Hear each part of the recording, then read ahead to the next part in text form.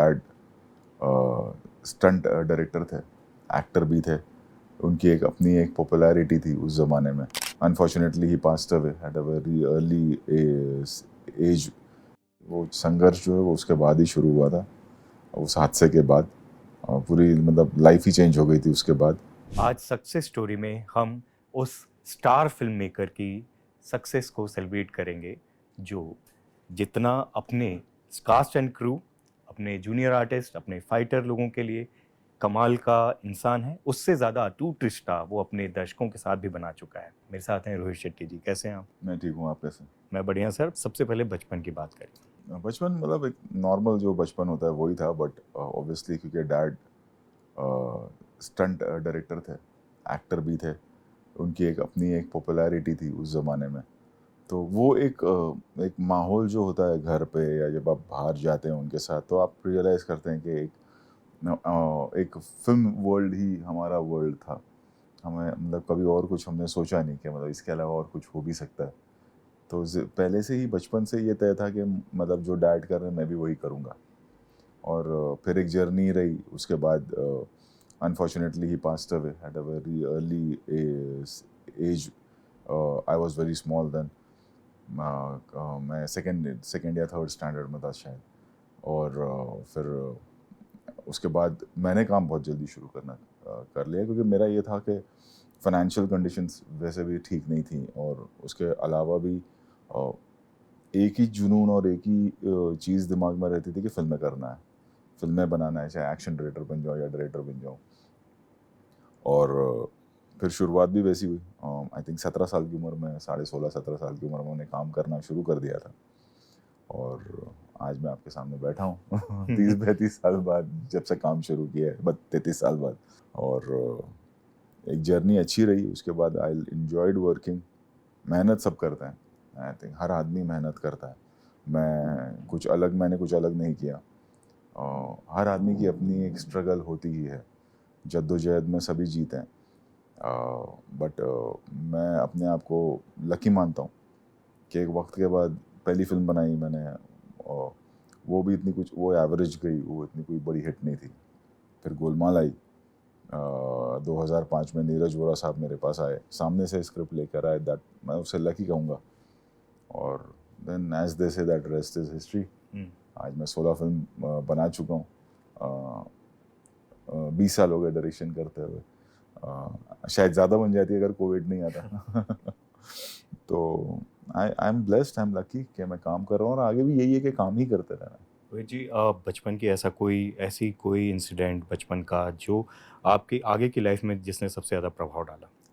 नहीं, मेरे ख्याल से माइंडसेट ही मेरा ऐसा था कि मुझे काम करना था, प्रूव करना था। मतलब कभी मैंने ये नहीं सोचा कि कॉलेज कंप्लीट करना है या स्टडीज़ कंप्लीट करना है, फिर मैं सोचूंगा कि मुझे लाइफ में क्या करना है। वो एक जुनून पहले से था कि मुझे एक खिंचाव था, एक फिल्म मेकिंग की तरफ, एक्शन की तरफ।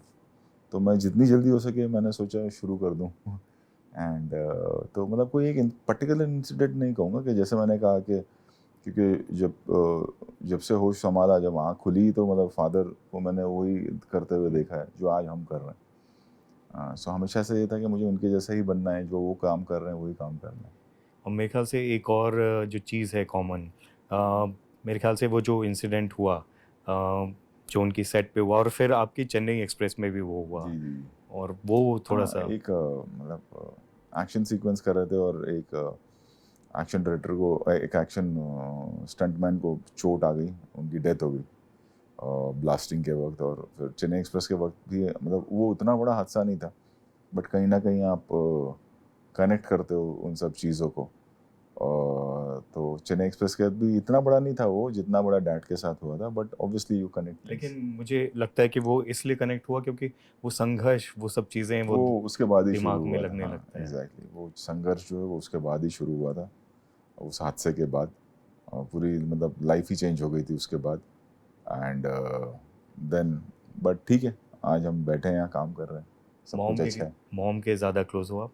मैं क्योंकि मॉम के ज़्यादा क्लोज हूँ, मॉम के ज़्यादा, बहुत ज़्यादा क्लोज हूँ। काफ़ी इंस्पायरिंग भी हैं, क्योंकि जी जिस हिसाब से उन्होंने आपको, अपने सभी बच्चों को जिस तरीके से उन्होंने बड़ा जी, किया, बिल्कुल बिल्कुल। और वो आप जब आपसे बात करते हैं वो अपब्रिंगिंग दिखाई देती है। जी और वो चीज़ें, वो जो आपके अंदर वो जो मुस्कुराहट है, वो अपने संघर्षों को भी दबा के वो जो हाँ मुस्कुराहट लेके आप आते हैं, वो सक्सेस यही है सबसे बड़ी मेरे ख्याल जी, से। वो एक हर आदमी की देखिए अपनी एक कहानी होती है, और एक अपब्रिंगिंग हमारी ऐसी रही है, और मस्ती मजाक अपनी जगह पर है, और to be humble and to be अपने ज़्यादातर जो आपसे छोटे हैं ओहदे में या आपसे उम्र में या पोजीशन में, उनकी रिस्पेक्ट ज़्यादा करना, यही सिखाया गया है हमको। और वो इसलिए क्योंकि आप इतने हम्बल और ज़मीनी हो, और इस चीज़ का आपके हर एक्शन में दिखाई देता है कि आप अपने जूनियर आर्टिस्ट को भी, एक्स्ट्रा जूनियर आर्टिस्ट भी बुला लेते हो। आप जब कोविड था तो जूनियर आर्टिस्ट से लेके फाइट वालों से लेके हर किसी का ध्यान रख रहे थे, आपकी तरफ से हेल्प भी गया एफडब्ल्यूआईसी को और हर किसी को, और उसकी तारीफ भी होती है। वो क्योंकि इसीलिए क्योंकि आप खुद रिलेट कर पाते हो उस चीज़ को। बिल्कुल बिल्कुल। और मुझे लगता है कि जब आप फ़िल्मों की बात करते हैं, तो वो जो शुरुआती दिन थे, जैसे कुकू कोहली साहब के साथ आपने जो असिस्टेंट के तौर पे काम किया, उस समय भी बहुत ऐसा नहीं था कि एकदम खुले दिल से आपको तुरंत मिल गया होगा एंट्री, कैसे आप एंट्री कर पाए? नहीं, स्ट्रगल तो रहता ही है, और वो एक मतलब आज भी कोई अगर यंग लड़का असिस्टेंट बनने की कोशिश करेगा तो वो स्ट्रगल तो रहेगा ही। हम फॉर्चुनेट थे कि सब एक दूसरे को जानते थे, तो हमारी एंट्री थोड़ी जल्दी हो गई। जो बाहर से कोई बच्चे आते हैं उन्हें ज़्यादा वक्त लगेगा, किस्मत का खेल भी होता है उसमें, मैं ये कहूँगा। और आप बहुत हम्बल हो रहे हो, लेकिन उसमें भी बहुत टाइम लगा था, आप उनके मुझे, हाँ, डेढ़ घर पौने 2 साल के बाद काम डेढ़ मिला। पौने 2 साल हाँ, बहुत टाइम डेढ़ होता है। साल तक मैं उनके घर आता जाता था, वीरू जी को मिलते रहता था, एंड मैं छोटा भी था, तो शायद वो भी एक वजह होगी कि वो सोचते होंगे कि मतलब इतना छोटा बच्चा है, कहाँ काम, मतलब एक सोच होती है ना कि हुँ, इतना हुँ। बचपन से कैसे काम करना चाहते हैं। बट फिर फिल्म शुरू हुई, उन्होंने मुझे बुलाया, ब्रेक दिया कि चलो साथ में काम करो। काम बिगनिंग में तो 2 फिल्में तो आपको बेसिक सीखने में ही निकल जाता है, हुँ। एंड देन फिर वो सीखने में जद्दोजहद बहुत होती है, कभी कभी मन करता है आप गिव अप कर दें, लेकिन वो एक जुनून था, एक जोश था। और फिर उसके बाद जब हमने दूसरी फिल्म की, वहाँ से फिर मैंने काम करना बहुत इन्जॉय किया, और आज भी कर रहा हूँ। मैं रिसर्च कर रहा था, बहुत छोटे-छोटे काम भी आपने सेट पे किए, कि मतलब हाँ, देखिए क्या होता है जब एक असिस्टेंट डायरेक्टर रहता है, उसे वो हर काम कर, और उस वक्त क्या होता था कि बजट वैसे नहीं होते थे, और यूनिट छोटी होती थी, तो हर एक असिस्टेंट को बहुत से काम करने होते थे, तो हम सब और वो सिर्फ मैं ही नहीं, बहुत बहुत से लोगों ने उस तरह का काम किया। क्या ये बात सही है कि आपने पैसे बचाने के लिए खुद से अयन कर देते थे? हाँ, वो नॉट पैसे बचाने के लिए, वो हमारा पार्ट ऑफ द जॉब था, कि वो सब भी हमें करना पड़ता था। तब तब तब एक दौर अलग था, तो कभी ये नहीं सोचा जाता था कि काम कौन सा छोटा या बड़ा है। इस पूरी जो इतनी ज़बरदस्त जर्नी है, सेलिब्रेटेड जर्नी, उसमें सबसे बड़ा चैलेंज क्या देखते हो? और ऐसा कोई कभी ऐसा पल आया कि ऐसा लगा कि अब नहीं हो रहा है या टूट जाएँगे? नहीं, अब नहीं हो रहा या टूटने वाला नहीं आता है, डिफीट महसूस होती है कभी, या कभी आपने एक एक्सपेक्टेशन रखी है, या तो आप उस पे खरे नहीं होते हैं, या जो आपकी एक्सपेक्टेशन है वो आप हासिल नहीं कर पाते हैं। तो वो जद्दोजहद रहती है, और जो मैं एक्सपीरियंस मैंने किया है कि जो, और जब there is nothing to lose, जब आप एक ब्रांड नहीं है, आप एक नाम नहीं है, तब इतनी मुश्किलात नहीं होती हैं। तब जैसे जो शुरुआती दौर की हमारी फ़िल्में रही हैं, वो हम सिर्फ़ एक बजट में एक कॉमेडी फ़िल्म बनाते थे कि लोगों को पसंद आए, लोग एन्जॉय करें। चाहे वो फिर गोलमाल हो, या वो ऑल द बेस्ट हो, या वो गोलमाल 3 हो, for that matter even Singham. But जैसे-जैसे वो ब्रांड नाम बड़ा होता चला गया, वैसे-वैसे एक रिस्पॉन्सिबिलिटी बढ़ती चली गई, हुँ। और अब भी वो अब ज़्यादा स्ट्रेस है पहले से, उल्टा है एक्चुअली। डेयरडेविल रोहित को किसी चीज़ से डर लगता है? अपनों को खोने का डर होता है, बाकी तो सब ठीक है, बट जो आपके लव्ड वंस हैं, चाहे वो आपकी फैमिली हो, आपके दोस्त हो, वो लोग जो आपके साथ काम कर रहे हैं, उनको खोने का डर, या उनको कोई हार्म ना हो, क्योंकि वो सारी चीज़ें हमारे हाथ में नहीं होती हैं, तो वो एक डर ज़रूर रहता है। आखिर में मैं आपकी उँगली देख पा रहा हूँ, वो पूरी टेढ़ी हो गई है, हाँ, और उसके बगल में भी चोट लगी हुई दिख रही है। ये सब एक्सीडेंट हुए हैं एक्शन में। कितने ज़ख्म हैं आपके, कभी गिन पाए हो?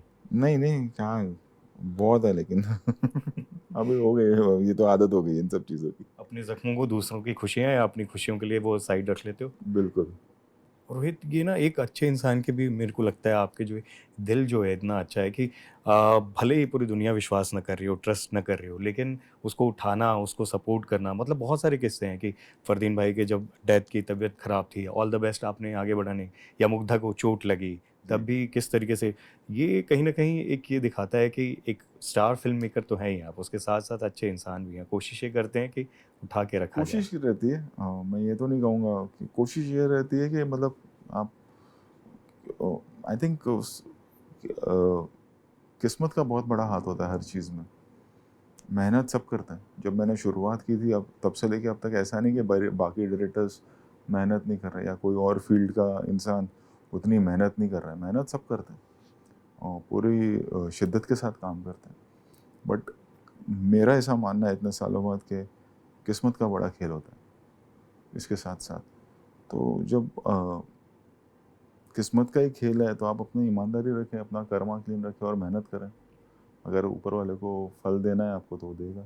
सिम्बा का सीक्वल का लोग इंतज़ार कर रहे हैं, कब अभी आएगी? वक़्त है, अभी वक़्त है। और एक और फ़िल्म वो जो राकेश मारिया जी की बायोपिक वो है। भी अभी वक़्त है भाई, अभी तो मतलब क्योंकि हफ़्ता भर ही हुआ है गोलमाल को रिलीज़ होकर, अपना सिंघम अगेन को रिलीज़ होके। तो पहले हम गोलमाल है, राकेश मारिया साहब की बायोपिक है और एक और प्रोडक्शन की हमारी फ़िल्म है, 2-3 एक फ़िल्म और है। तो अब हम वर्क करेंगे उस पे और उस पे करेंगे। अब कॉप यूनिवर्स की जो फ़िल्म है वो मेबी 1 साल बाद, 1.5 साल बाद शुरू करके मुझे ऐसा लग रहा है कि मुझे भी और एक ऑडियंस को भी हमें ब्रेक देना चाहिए क्योंकि हम लगातार 2018 से ये बनाते आ रहे हैं। सक्सेस क्या है आपके लिए? सक्सेस मेरे लिए बहुत मायने रखता है। Success is piece of mind for me क्योंकि जब आप सक्सेसफुल होते हैं तो आपके साथ बहुत से लोग जुड़े हैं जो वो भी सक्सेसफुल होते हैं और एक ज़िम्मेदारी होती है आपके प्रोजेक्ट को सक्सेस होना एक आपकी ज़िम्मेदारी है और साथ ही साथ आपको खुशी होती है जब एक फ़िल्म चलती है तो उससे कनेक्टेड उससे रिलेटेड जितने भी लोग हैं सबका फ़ायदा होता है। इस समय का एम्बिशन क्या है? मेरा ऐसा कुछ नहीं है, लोग इतना प्यार देते हैं और मुझे फ़िल्में बनानी है, अच्छी फ़िल्में बनानी है, एन्जॉय करना है अपनी फ़िल्में बनाते वक़्त, उसका रिज़ल्ट कभी अच्छा हो क्योंकि 16 फ़िल्में बना चुका हूँ। ऊपर वाले ने जितनी ज़िंदगी दी है तब तक फ़िल्में ही बनाते रहेंगे और 30-40 बन जाएँगी लगता है। कुछ चलेंगी, कुछ नहीं चलेंगी, कुछ बहुत ज़्यादा चलेंगी, कुछ बहुत ज़्यादा अप्रिशिएट होंगी, कुछ नहीं होंगी। ज़िंदगी ऐसी चलती रहेगी। बट अपने काम को एन्जॉय करना है और काम करते रहना है बस। डेयरडेविल रोहित को किसी चीज़ से डर लगता है? अपनों को खोने का डर होता है। बाकी तो सब ठीक है। बट जो आपके लव्ड वन्स हैं, चाहे वो आपकी फैमिली हो, आपके दोस्त हो, वो लोग जो आपके साथ काम कर रहे हैं उनको खोने का डर या उनको कोई हार्म ना हो, क्योंकि वो सारी चीज़ें हमारे हाथ में नहीं होती हैं। तो वो एक डर ज़रूर रहता है। आखिर में मैं आपकी उँगली देख पा रहा हूँ, वो पूरी टेढ़ी हो गई है। हाँ, ब और उसके बगल में भी चोट लगी हुई दिख रही है। ये सब एक्सीडेंट हुए हैं एक्शन में। कितने ज़ख्म हैं आपके, कभी गिन पाए हो? नहीं, नहीं, कहाँ बहुत है लेकिन अभी हो गए, ये तो आदत हो गई इन सब चीज़ों की। अपने ज़ख्मों को दूसरों की खुशियाँ या अपनी खुशियों के लिए वो साइड रख लेते हो? बिल्कुल। आखिर में हम लोग का Dainik Bhaskar readers entertainment award हो रहा है, जो कि डायरेक्टली 14 करोड़ के आसपास हमारी फैमिली के लोग हैं, रीडर्स, सब्सक्राइबर्स, फॉलोअर, वो चुनेंगे। उसमें कोई जूरी मेंबर नहीं है, एकदम ट्रांसपेरेंट, डायरेक्टली अवार्ड देंगे और जी। उसमें आपके ओटीटी में जो सीरीज़ आई वो भी और सिंघम भी नॉमिनेट हुई है। ओके। इस अवार्ड को लेकर आप क्या कहना चाहते हैं? मेरे ख्याल से अवार्ड से ज़्यादा प्यार इम्पोर्टेंट होता है मेरे लिए, कि लोगों ने प्यार दिया वही मेरे लिए अवार्ड है एंड अवार्ड उन्हें देना चाहिए कि जिनका काम उनको सबसे बेहतर लगा हो। तो वो अवार्ड जब भी कोई अवार्ड मिलता है तो वो खुशियाँ ही देता है, वो प्रोत्साहित ही करता है। सो अवार्ड उन्हें दें जिन्हें आप प्यार करते हैं, अवार्ड उन्हें ही दें और उन्हें ही सेलेक्ट करें जिनकी सीरीज़ या जिनकी फ़िल्में आपको सबसे ज़्यादा अच्छी लगी हो। भास्कर के जो रीडर्स हैं मैं उनसे रिक्वेस्ट करूँगा कि वोट ज़रूर करें क्योंकि आप ही सेलेक्ट करेंगे। अगर आपको कोई फ़िल्म पसंद आई है, कोई वेब सीरीज़ पसंद आई है तो प्लीज़ वोट करिए क्योंकि आपके वोट से आपके चहेते डायरेक्टर्स या एक्टर्स को जिनको आपने पसंद किया है उन्हें अवार्ड मिलेगा तो they will be happy. So please vote.